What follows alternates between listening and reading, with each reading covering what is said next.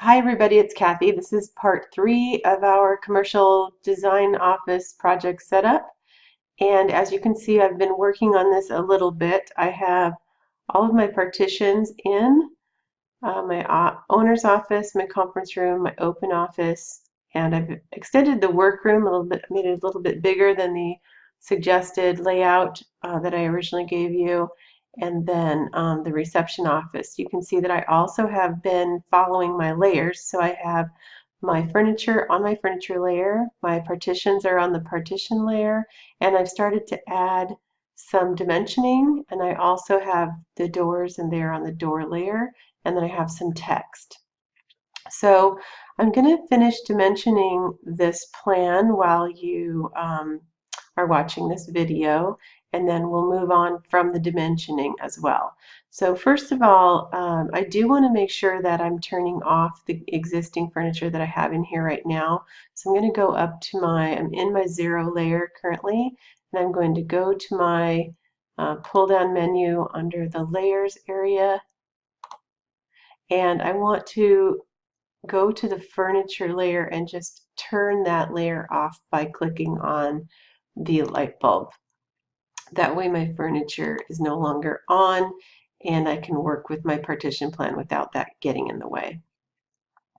So you'll notice that as I was dimensioning this, I'm trying to show exactly where the walls are, how big they are, the door locations, and I have some interior windows looking between owner's office and conference room.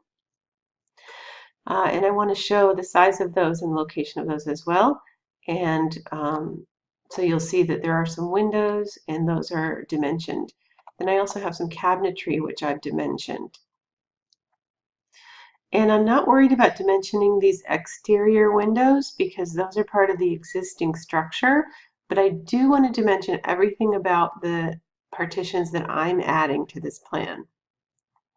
So I'm going to go to my Annotate tab, and you can see I have my Aerial 4, which is the setup that we did that's non-annotative, and it's for a 1/4 inch equals 1 foot scale type of plot or print, and that's what we're going to be doing in our layout space. So I can go ahead and use the Aerial 4 dim style to dimension this plan.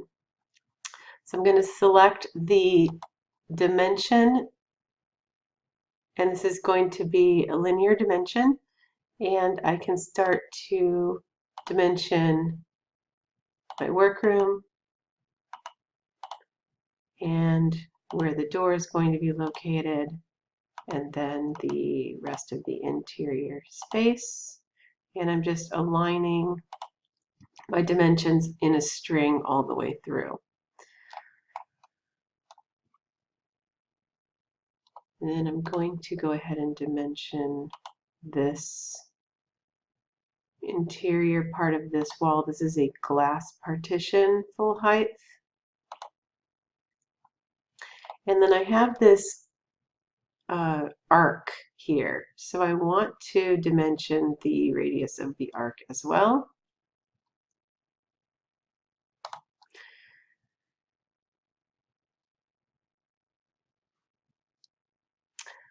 Okay, so in order to do that, I have to go up to the Annotate area, and the pull-down menu under the type of dimension that I want will give me the option to select radius. And then as I select this arc, I can place that radius information here, and then I can repeat that command and select the other arc and show that they are basically a few inches different from each other.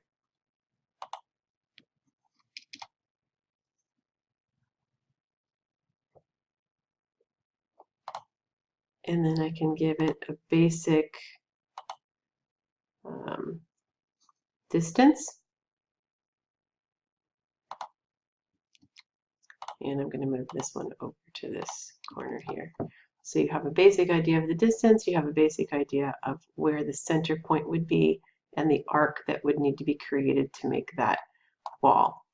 The other thing that needs to be mentioned is that this is actually a 5-foot high wall, and we have 12-foot high floor to understructure height inside the space. So this will be just a dividing area where light can actually come through or over to get into the open offices.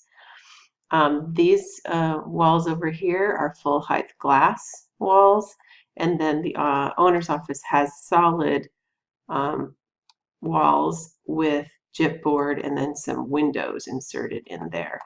The workroom has solid walls on 2 sides, a solid door, but then it has clear glass full height here so that light can get into the workroom.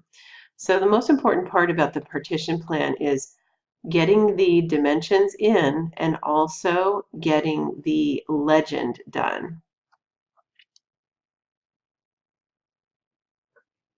And the legend is going to be shown when we plot this so that the different types of partitions that I've put in can be noted. So the first thing to do is to create a text. And again, I'm going to do a single line text, and I'm going to use my Arial 4, and I'm going to do this off to the side here. And this is going to be the title of my legend.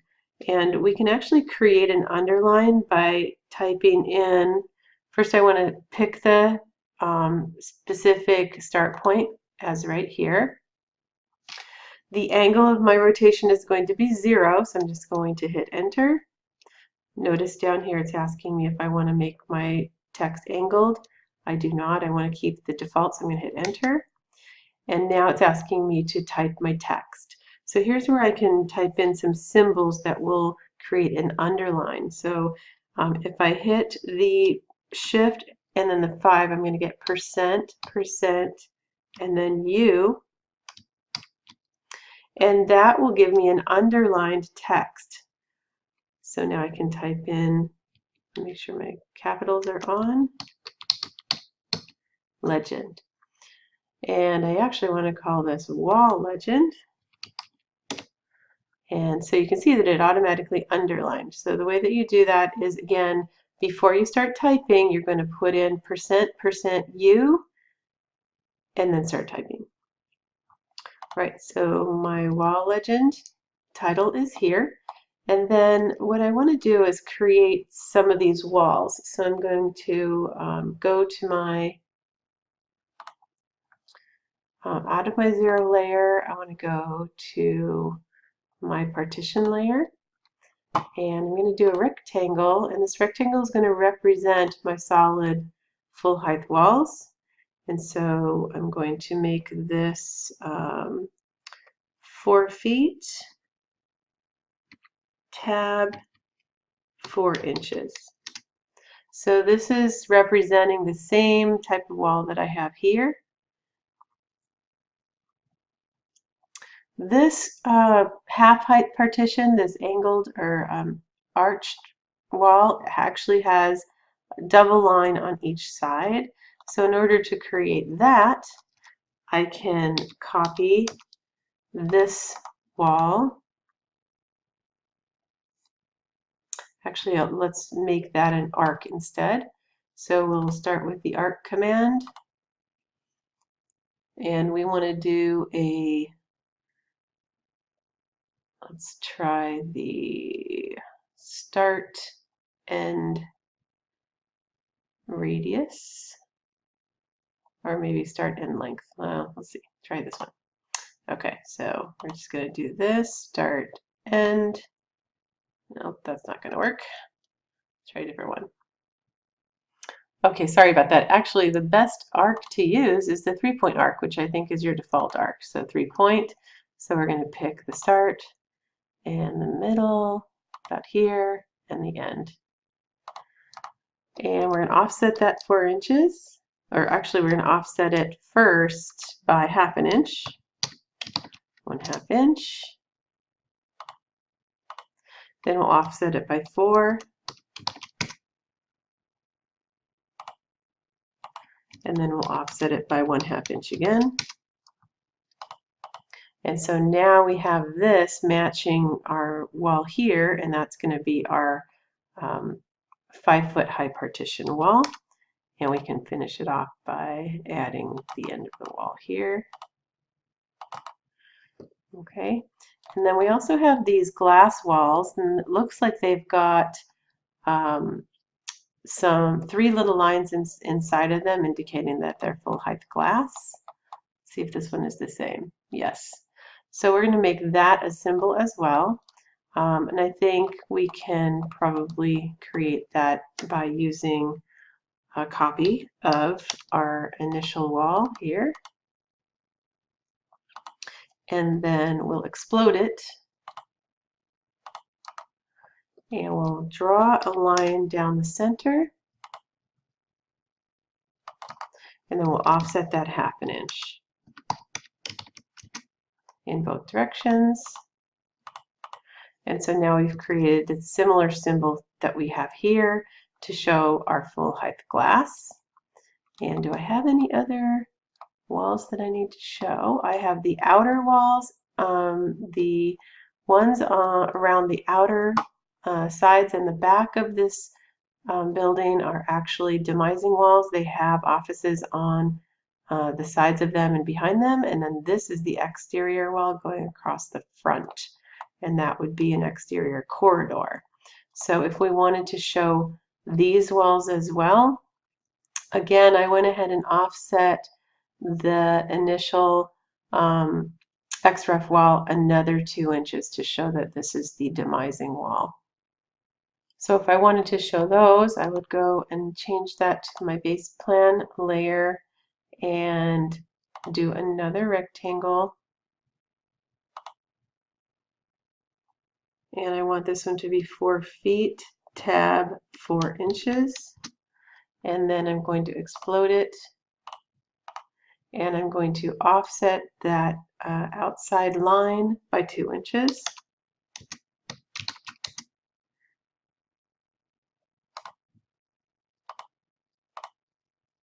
See if it works.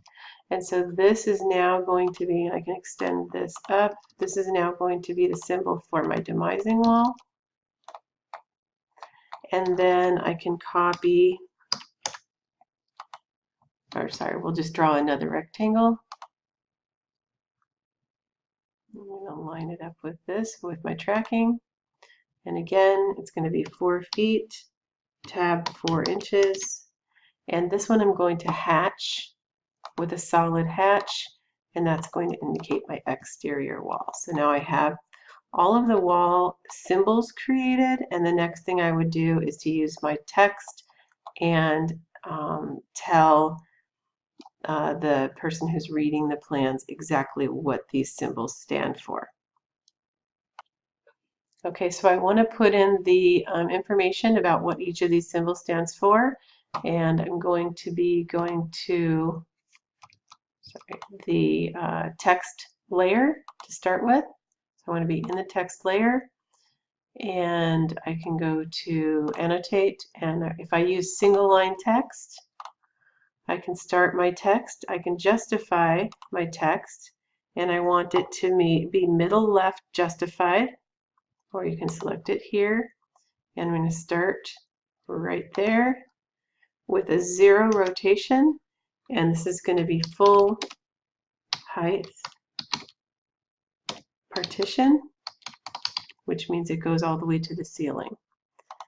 I'll start another row, and this is going to be 5 foot high partition. And then this last one is going to be full, I want it to be all caps, full height glass partition. This is my demising wall, which means it's in between the units, and this is my exterior wall. So now I have my wall legend complete, and I need to move this onto the correct layer. So let's go up to the Home tab and change that to the text layer.